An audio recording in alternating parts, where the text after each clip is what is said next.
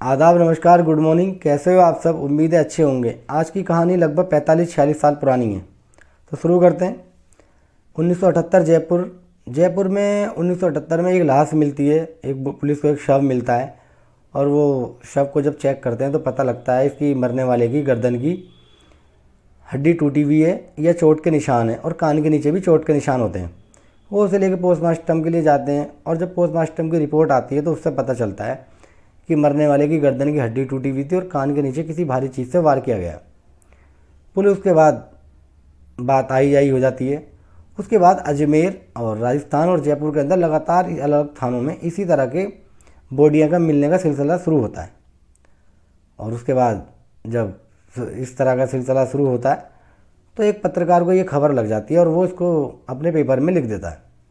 और लिखने के बाद उसके कुछ दिन बाद इसको एक पुलिस के बड़े अफसर की नज़र उस पेपर में पड़ती है और वो देखते हैं कि भाई अब तक इतनी मौत हो चुकी हैं और ये पता नहीं है कौन ये हत्या कर रहा है। और जितने भी लोग मरे हैं उनके जो मरने का जो पैटर्न है वो ये सेम है, उनकी गर्दन की हड्डी का टूटना और कान के नीचे किसी भारी चीज़ का वार का होना। उसके बाद वो एक टीम बनाते हैं और टीम बनाने के बाद उसकी जांच का फैसला करते हैं। और जब वो जांच करते हैं तो जांच के दौरान अलग अलग थानों में दो तीन लोग आते हैं और वो कहते हैं कि साहब एक आदमी ने हमारे ऊपर वार किया हथौड़े से, शायद हथौड़े से, और हम बच गए। पुलिस उन तीनों को अलग अलग बिठाती है और अलग बिठाने के बाद उनका स्केच बनवाती है कि भाई तुम उनका इसका आरोपी का स्केच बनवाओ।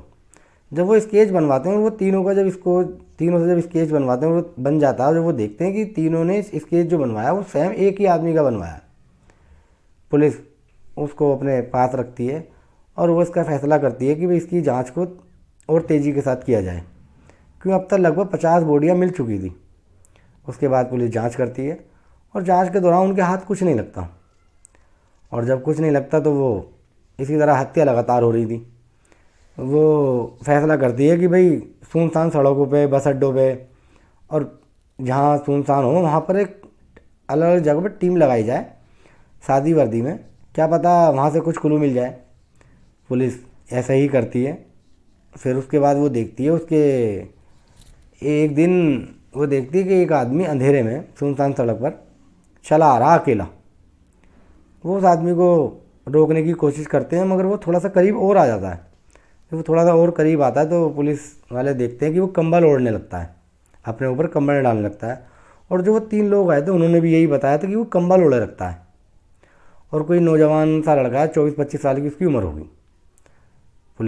उसके बाद पुलिस जब उसे रोकती है उससे कहती है कि तुम्हें पता नहीं है एक ही सीरियल किलर घूम रहा है और तुम अपने अंधेरे में और वो भी सुनसान सड़क पर अकेले घूम रहे हो, जाओ घर चले जाओ। तो इतने में ही एक पत्रकार उसको एक सीरियल किलर और कनपट्टी मार सीरियल किलर का नाम दे देता है। तो पूरे राजस्थान के अंदर कनपट्टी मार सीरियल किलर की चर्चा होने लगती है। तो वो कहता है, जब से पुलिस वाले रोकते हैं, कि वो सीरियल किलर मैं ही हूँ।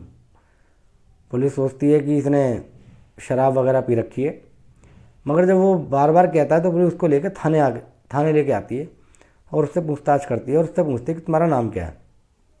तो वो बताता है कि मेरा नाम शंकरिया है और मैं जयपुर में रहता हूँ।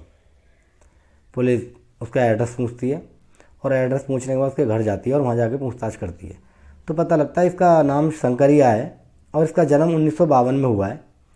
और जब उसे पुलिस अरेस्ट करती है तो जब जनवरी 1979 होता है, तो पुलिस उसके बाद उससे परिवार से जब पूछती है तो परिवार के लोग बताते हैं कि ये पढ़ाई में बहुत अच्छा था और काफ़ी अच्छा होशियार लड़का है और अच्छे नंबर से अपने स्कूल में पास होता आया है और एक अच्छे परिवार से भी था।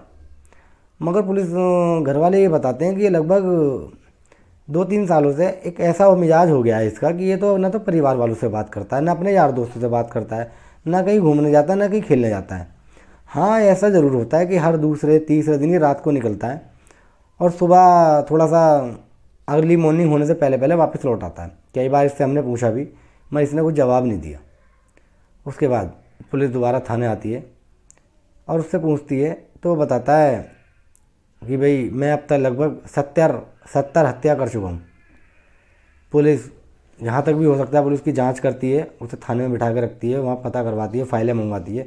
तो पता लगता है कि लगभग 60 से 65 केस तो दर्ज हैं गुमशुदगी के। तो पुलिस उससे पूछती है कि भाई तुम बता सकते हो कि तुमने ये हत्या कहाँ कहाँ और कौन से दिन की। तो वो पुलिस को लगभग 50 जगह के एड्रेस और 50 जगह की तारीख बता देता है कि 50 तारीख तो मुझे याद है और 50 जगह मैंने जहाँ हत्या की है वो याद है, इससे ज़्यादा मुझे याद नहीं है। और मैंने जो हत्या की हैं वो लगभग 70 से ज़्यादा की हैं या 70 से कम की, मुझे इतना कन्फर्म याद नहीं है। पुलिस 70 ही मान के चलती है। उसके बाद पुलिस से पूछती है कि भाई तुमने ये सब क्यों किया, तुमने बेकसूर लोगों को क्यों मारा, और तुम्हारी उम्र अभी 26 साढ़े 26 साल का लड़का होता है वो। तो वो कहता है कि एक दिन मैं अपने घर पर लेटा हुआ था और ऐसे ही मेरे दिमाग में अपने आप ही ऐसे ही आ गया और मैंने एक हथौड़ा लिया और जब मैं वहाँ से निकला तो मैंने एक आदमी के हथौड़ा मार दिया। और जब मैंने उसके हथौड़ा मारा, अच्छा वो हथौड़ा पुलिस उससे जब पूछती, जब पकड़ा जाता है तो पुलिस उससे पूछती है थाने लाने के बाद कि तुम्हारे पास तो कोई औजार भी नहीं है, तुम कैसे मारते हो लोगों को। तो वो कहता है कि जहाँ से तुमने मुझे उठाया था वहाँ जो पेड़ था ना उसके पीछे है हथौड़ा रखा था मेरा। पुलिस एक टीम वहाँ भेजती है तो पेड़ के पास हथौड़ा मिल जाता है, तो पुलिस को शक और पक्का हो जाता है। उसके बाद वो उनसे सख्ती के साथ पूछताछ करते हैं। तो पुलिस उससे पूछती है कि भाई तुमने लोगों को क्यों मारा। तो बताता है कि मैंने एक बार एक आदमी को 1978 में मैंने मारा, उसके हथौड़ा मारा। जब वो चीखा चिल्लाया तो मुझे बहुत आनंद आने लगा, मज़ा आने लगा।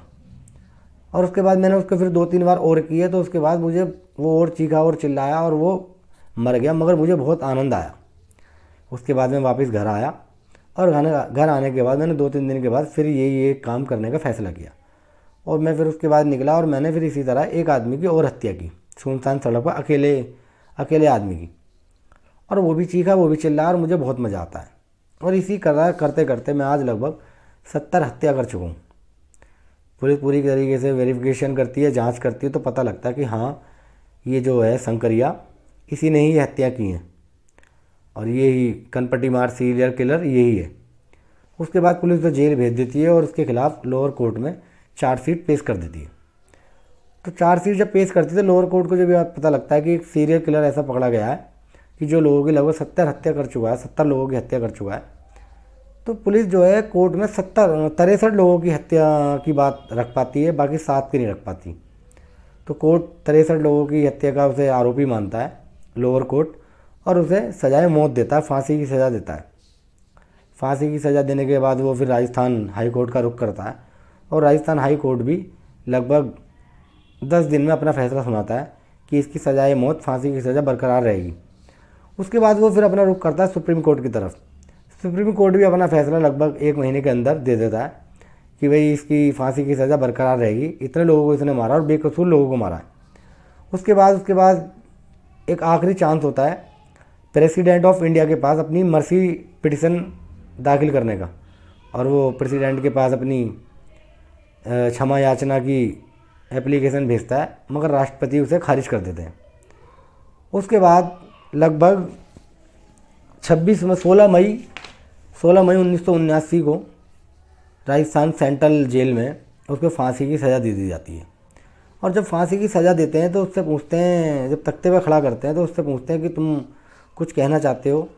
तो ये कहता है कि बस मैं यही कहना चाहूँगा कि मेरे जैसे ना बनना, मैंने इतने सारे बेकसूर लोगों को मारा और वो भी अपने मज़े के लिए, तो इसलिए मेरे जैसा ना बनना। और ये कहने के बाद वो चुप हो जाता है और उसके बाद जल्लाद उसे फांसी की सज़ा उसके गले में फंदा डाल देते हैं और सज़ा दे देते हैं। तो ये एक ऐसे सीरियल किलर की कहानी थी जो अपने मज़े के लिए लोगों को मारता था। और पुलिस ने यहाँ पर, पुलिस की, प्रशासन की, कोर्ट की जितनी तारीफ़ की जाए उतनी कम है।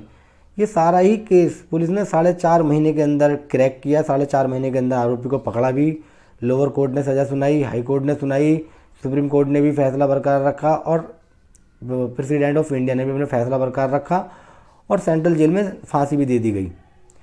कुल 4.5 महीने में ये सब कुछ हुआ। और अगर हमारे यहाँ केस अगर इतनी ही जल्दी से निपटने लगें तो मुझे नहीं लगता कि क्राइम का ग्राफ बहुत स्पीड के साथ कम हो जाएगा, क्योंकि हमारे यहाँ तो एक केस ही 10 साल, 20 साल, 30 साल तक चलता है। तो ये थी एक ऐसे सीरियल किलर की कहानी जो लोगों को अपने मज़े के लिए मारता था। तो आपको कैसी लगी ये कहानी हमें कमेंट बॉक्स में बताएं और हमारे चैनल को सब्सक्राइब करें और बेल आइकन प्रेस कर दें ताकि आपको नोटिफिकेशन मिलती रहे। मिलते हैं एक और नई कहानी के साथ, तब तक के लिए शुक्रिया, बहुत बहुत शुक्रिया।